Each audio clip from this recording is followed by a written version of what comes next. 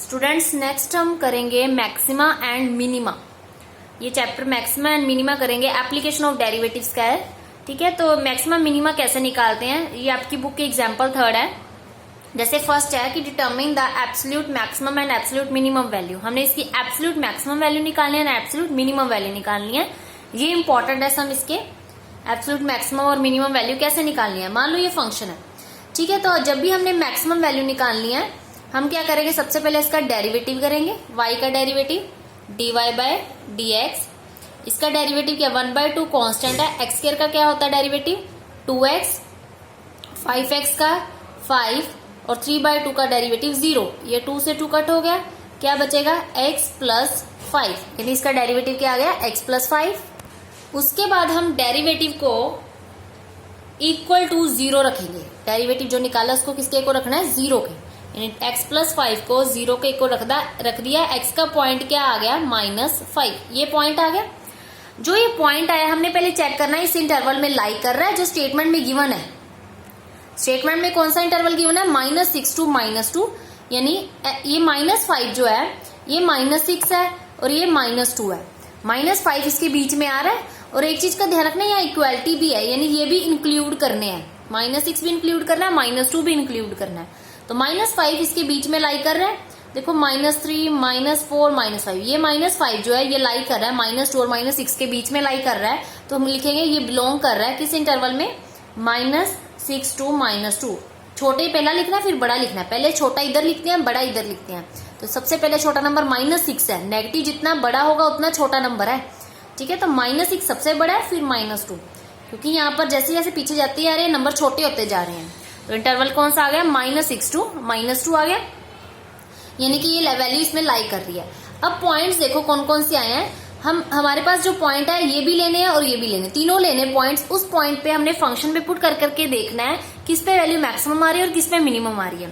कौन कौन से लेने, पहले -6 छोटे से स्टार्ट करते हैं। पहले -6 लेंगे, फिर -5 लेंगे, फिर लास्ट पे -2 लेंगे।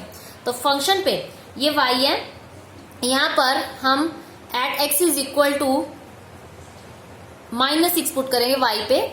तो यहाँ पुट किया 1/2, x की जगह -6 का स्क्वायर प्लस 5 इंटू -6 प्लस 3/2। इसको सॉल्व करते हैं 1/2, -6 का स्क्वायर होता है 36, 6 5 का 30 प्लस 3/2, इसको कट कर देना है 18 -30 प्लस 3/2। 18 - 30 क्या होता है -12 प्लस 3/2। एलसीएम लिया, कितना आ गया -21/2। अब हम सेकंड पॉइंट पुट करते हैं, y is equal to -5। x की जगह पे हम -5 पुट करेंगे। तो यहाँ पुट किया 1/2, x की जगह -5 का square plus 5 into -5 plus 3/2 plus 5 into -5 plus 3/2। इसको सॉल्व किया 25 -25 प्लस 3/2, यानी आ जाएगा 25/2 -25 प्लस 3/2। या हम 2 एलसीएम ले लेते हैं, क्या आ जाएगा 25 -50 प्लस 3। 50 -25 कितना आ गया -25 प्लस 3/2 -22/2, कट हो गया, कितना आ जाएगा -11। अब थर्ड पॉइंट रखते हैं, x की जगह हमने -2 रखना है।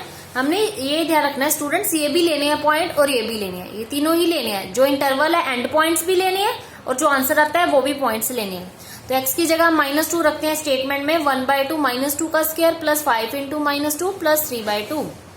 1/2 -2 का स्क्वायर प्लस 5 इंटू -2 प्लस 3/2, कितना आ जाएगा 4 -10 प्लस 3/2, ये कट हो गया। 2 - 10 कितना हो गया -8 प्लस 3/2। एलसीएम लिया -16 प्लस 3, 16 - 3 कितना हो गया, ये आ जाएगा 16 -13/2 आ गया।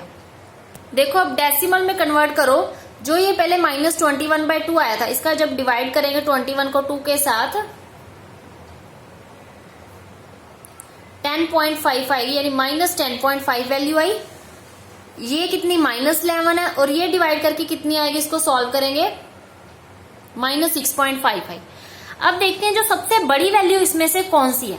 ये ध्यान रखना है, सबसे बड़ी वैल्यू जो होगी, जो जिसमें ज्यादा कम नेगेटिव नंबर वाला नंबर होगा वो सबसे बड़ी वैल्यू होगी।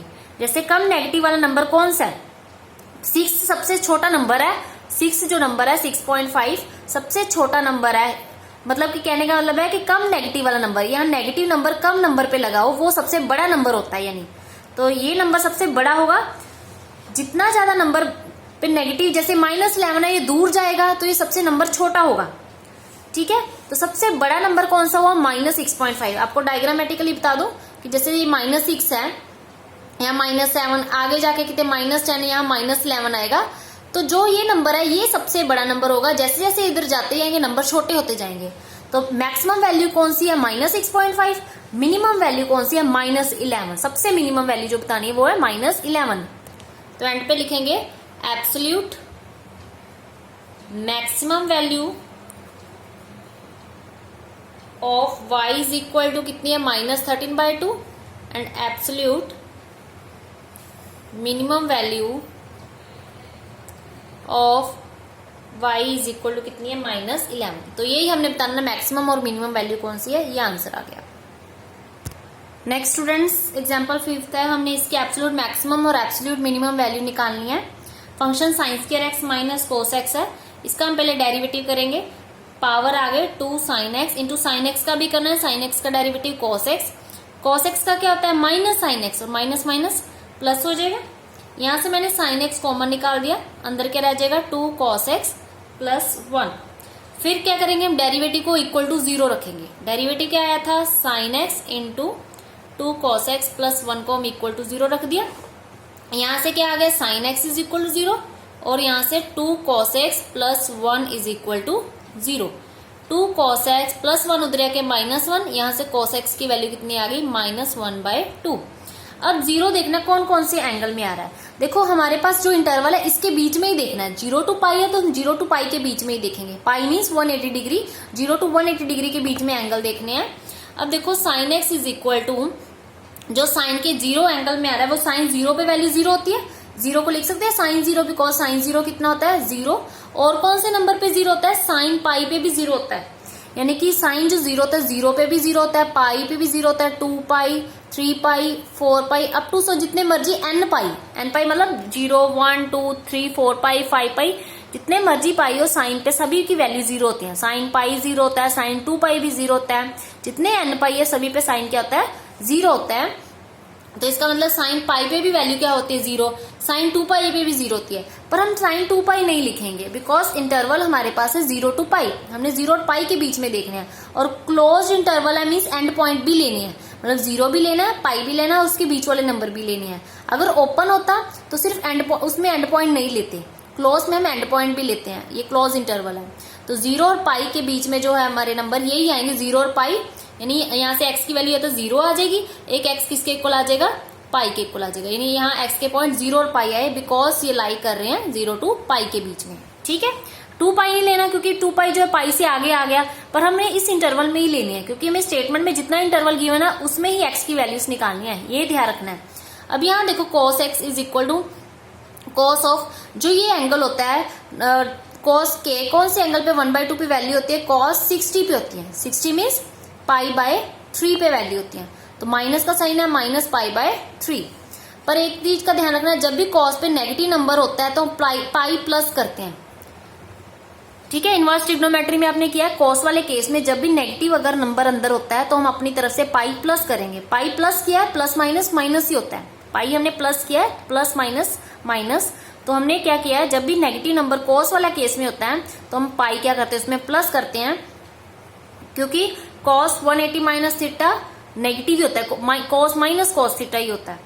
ठीक है, तो इसका हमने एलसीएम लिया, कितना आ गया, 2π/3 आ गया। अब cos से cos कट हो गए, इधर cos x चल रहा था, cos से cos कट हो गया, x की वैल्यू कितनी आई, 2π/3। अब ये चेक करो 2π/3, इसको सॉल्व करते हैं, पाई की वैल्यू 180/3 120 डिग्री। जो 120 डिग्री है इस इंटरवल में लाई कर रहा है, ये तो इंटरवल 0 to 180 डिग्री के बीच में, और 120 इसके बीच में आ ही रहा है 0 to 180 डिग्री, तो इसका मतलब ये बिलोंग कर रहा है, किस इंटरवल में बिलोंग कर रहा है, 0 to π/2। ठीक है, 0 to पाई सॉरी, इस इंटरवल में बिलोंग कर रहा है।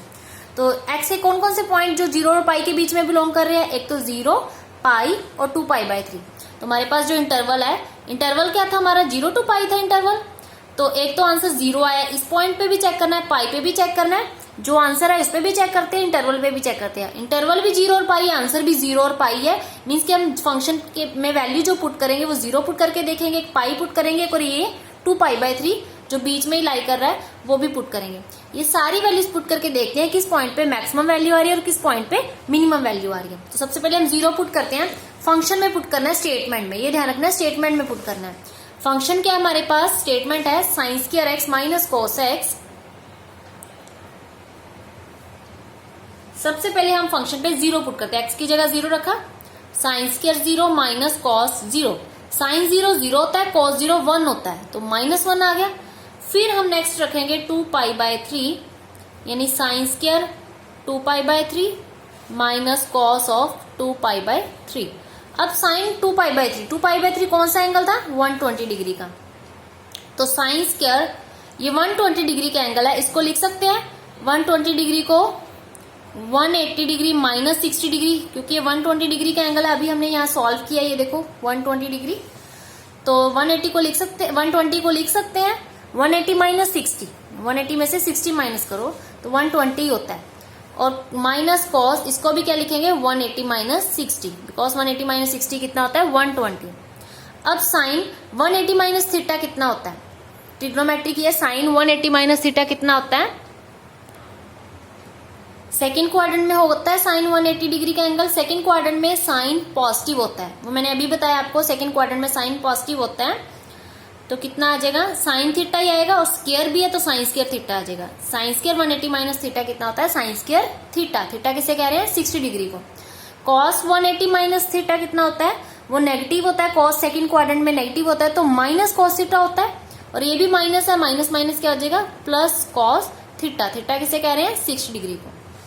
sin 60 की वैल्यू क्या होती है, √3/2 का स्क्वायर, cos 60 की वैल्यू होती है 1/2, तो उसका स्क्वायर क्या, स्क्वायर से रूट कट हो गया, नीचे 2 का स्क्वायर 4, 4 हमने एलसीएम ले लिया, 3 + 2 कितना आ गया 5/4। नेक्स्ट थर्ड हम वैल्यू चेक करते हैं f ऑफ पाई पे, क्योंकि थर्ड नंबर क्या पाई, तो स्टेटमेंट में पाई पे पुट करना है, ये स्टेटमेंट है, इस पे पाई पुट करते हैं, sin² पाई माइनस cos पाई। साइन पाई, जितने भी साइन पाई होते हैं 2π 3π, वो अभी मैंने बताया वो क्या होते हैं 0 होते हैं, साइन पाई 0, cos पाई की वैल्यू जो होती है वो -1 होती है। ये याद रखो, जो cos इवन पाई होती है, पाई 3π 5π, सॉरी ओड पाई, cos जो ओड पाई होते हैं उसकी सभी की वैल्यू -1 होती है। जो cos की इवन पाई होती है 0, 2π 4π 6π अप टू 1 चलता है, इसकी वैल्यू 1 होती है। इवन पाई पे वैल्यू 1, ओड पाई पे वैल्यू -1। अब ये ओड पाई है, 1 पाई जो है ओड है 1 नंबर, तो इसकी वैल्यू -1 होगी, और माइनस माइनस +1। अभी हमारी तीनों वैल्यू आ गई, 0 पे कितनी आई -1, 2π/3 पे कितनी है 5/4। जब आप इसको डिवाइड करोगे ना, ये वैल्यू आएगी 1 इसको डिवाइड करने पे 1.2 समथिंग कुछ वैल्यू आएगी इसकी। अब देखो सबसे बड़ी वैल्यु कौन सी है, 1 बड़ा है कि 1.2 बड़ा है कि -1 बड़ा है, 1.2 बड़ा है, तो ये मैक्सिमम वैल्यू आई है 5/4। बड़ी वैल्यू क्या है 5/4 है, इसका मतलब 1.2 मतलब 5/4, तो एब्सोल्यूट मैक्सिमम वैल्यू कितनी है 5/4, और मिनिमम 1 छोटा कौन सा, सबसे छोटा नंबर -1, नेगेटिव नंबर छोटे होते हैं, तो एब्सोल्यूट मिनिमम वैल्यू कितनी है ये -1। तो यहां लिखेंगे जो एब्सोल्यूट मैक्सिमम वैल्यू है वो कितनी आई है 5/4, एंड पे लिखना है कि मैक्सिमम और मिनिमम वैल्यू कितनी आई है, और मिनिमम वैल्यू कितनी आई है -1। तो ये दोनों आंसर आ गए, ठीक है।